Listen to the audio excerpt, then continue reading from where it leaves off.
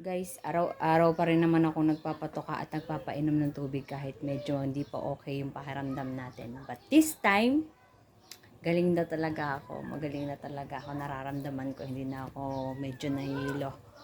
So ngayon, magpapatoka ulit tayo katanghali ang tapat. Titingnan natin kung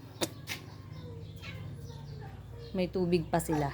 Kasi hindi sila pwedeng ma-dehydrate lalo na ganito kainit kat hindi yung init ng panahon ngayon. So, dadala tayo ng tubig at saka patuka ulit. Sama kayo sa akin. Let's go!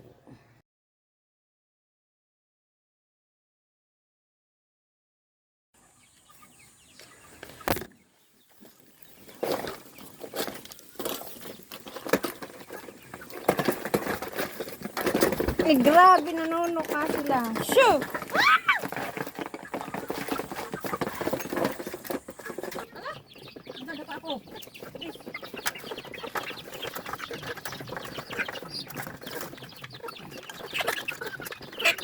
Ano? Tawagin.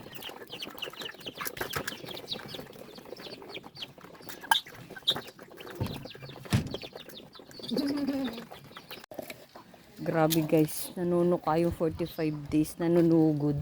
Napakabuli talaga nun, pati ako sasabungin. Pabubukas ko lang ng pinto, pinagtuka na yung paa ko. Grabe yan, hindi na sikat ng init ngayon, no? Tingnan ba yan?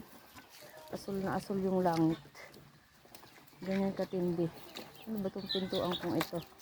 Sala-sala na. Yan, nalak na. Nanunugod yung 45 days. Ganun sila kapag gutom na gutom.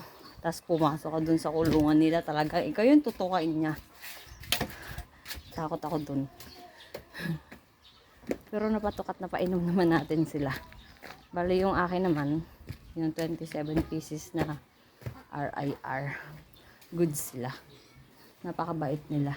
Madaling painumin tsaka pakainin kasi nasa kulungan din lang.